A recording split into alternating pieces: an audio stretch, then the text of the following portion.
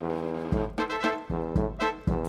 air hung heavy and wet, thick with the smell of damp earth and decaying leaves. The old Hacienda del Olvido, stood shrouded in shadow, its once bright walls now stained with the grime of ages and sorrow.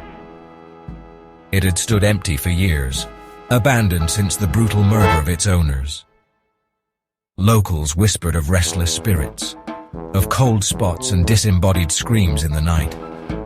The spirits of the murdered, they said, seeking peace, seeking vengeance. Sophia, a young journalist drawn by the whispers, arrived at the hacienda on a day choked by humidity. The air, thick and oppressive, seemed to crackle with unseen energy. She stepped cautiously through the overgrown courtyard, her footsteps echoing in the silence. A shiver ran down her spine. It felt as if she was being watched. She had come seeking a story. She didn't know if she was ready for the truth. The deeper Sophia delved into the history of the hacienda, the more disturbing it became. She uncovered a tale of greed, betrayal, and a family torn apart by secrets. At the center of it all was the patriarch, Don Ernesto, a cruel man with a heart as black as the cane syrup he produced. His murder, along with his wife and children, remained unsolved. Or so everyone thought. Sophia soon discovered she had inherited the hacienda, a sprawling estate that had seen better days. The walls were crumbling, and the air was thick with the scent of history and decay. It was a place that seemed frozen in time, holding on to secrets long forgotten. The inheritance came from a long-lost relative, someone she had never known about. As she sifted through dusty old photographs and vintage family portraits, she began to piece together a family history that was as mysterious as it was intriguing. With the inheritance came a chilling realization. She was tied to this place, to its tragic past, and to its restless spirits. The eerie mist that enveloped the hacienda at twilight, the shadowy figures that seemed to move within its walls, all hinted at a dark history that refused to be forgotten.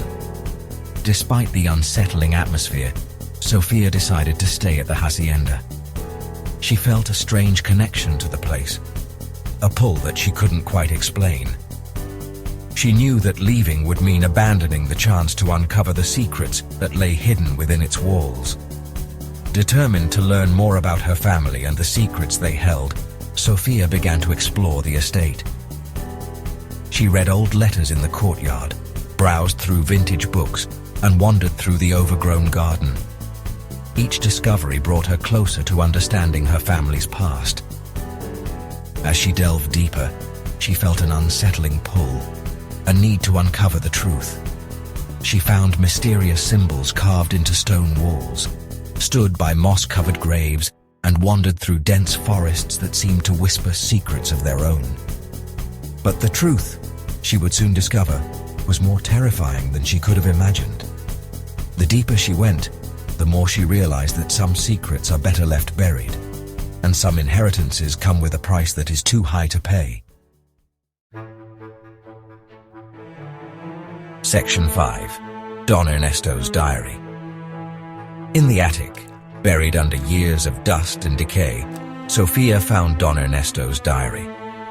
The attic was a forgotten place, filled with relics of the past, each item telling a story of its own. Sophia had always been drawn to this mysterious space. But today, something felt different. The air was thick with anticipation as she brushed away the cobwebs and dust, revealing the old leather-bound diary. It was as if the book had been waiting for her all these years.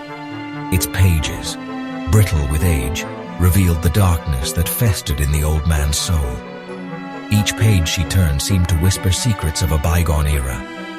The ink, though faded, still held the weight of Don Ernesto's confessions.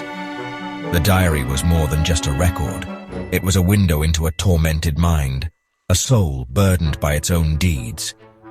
He wrote of betrayal, of a brother he'd cheated out of his rightful inheritance. The words were filled with venom, each sentence a testament to his guilt and regret. Don Ernesto's handwriting, spidery and uneven, reflected the turmoil within him. He recounted the events in vivid detail, leaving no room for doubt about his actions. He wrote of the brothers' family, cursing them, vowing to see them suffer. Sofia's blood ran cold. The diary's revelations were more than she could bear. She felt a chill run down her spine as she read about the curses and the suffering that Don Ernesto had wished upon his own kin.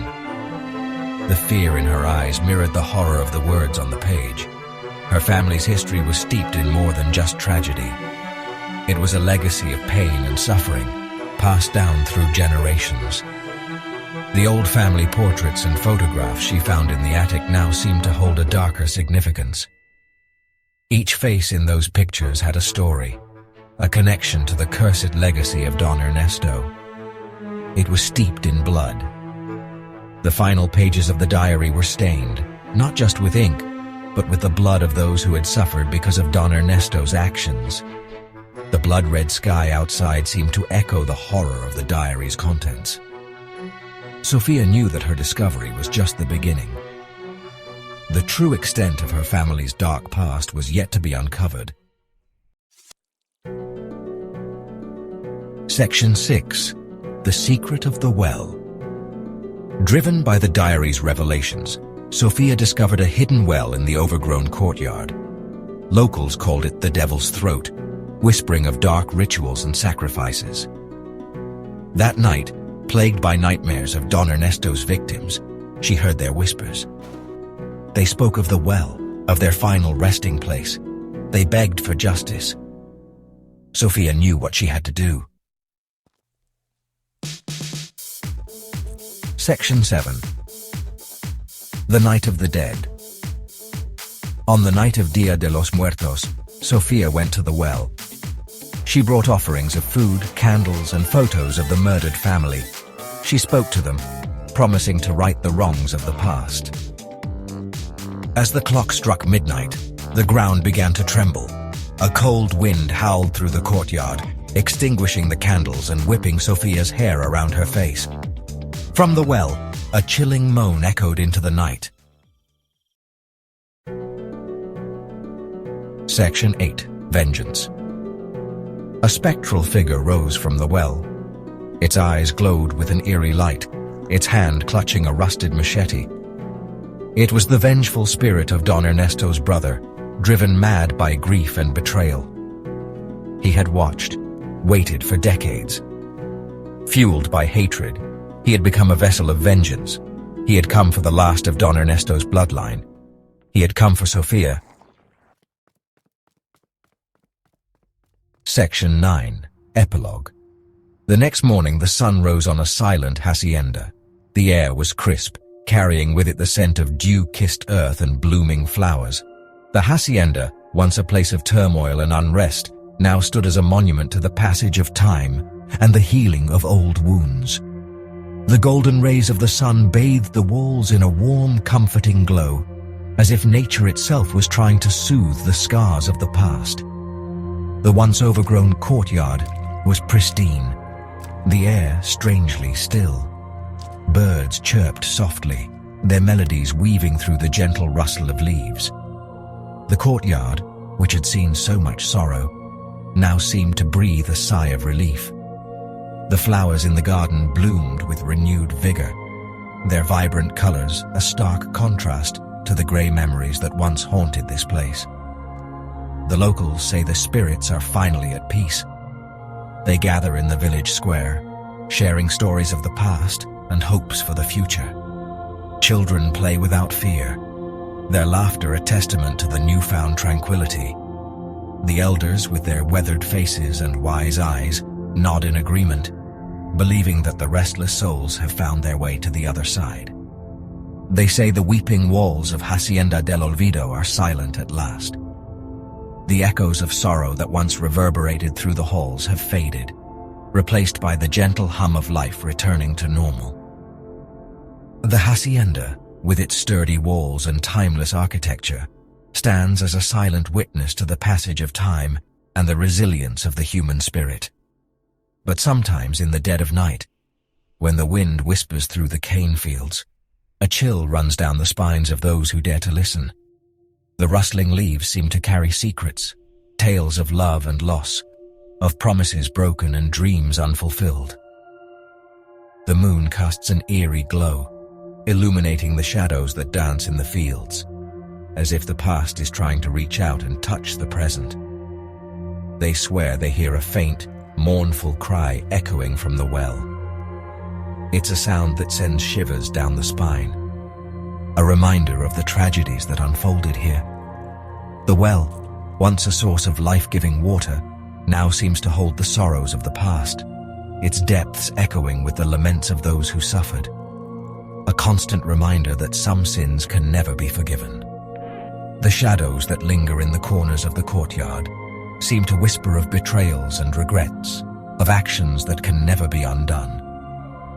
The hacienda, despite its peaceful facade, holds within its walls the memories of a time when darkness reigned, and some debts can only be paid in blood. The blood-red moon hangs ominously in the sky, casting a haunting glow over the hacienda. It's a stark reminder that while time may heal some wounds, others run too deep, leaving scars that can never truly fade. The story of Hacienda del Olvido is one of redemption and retribution, of peace found and peace lost, a tale that will be whispered through the ages.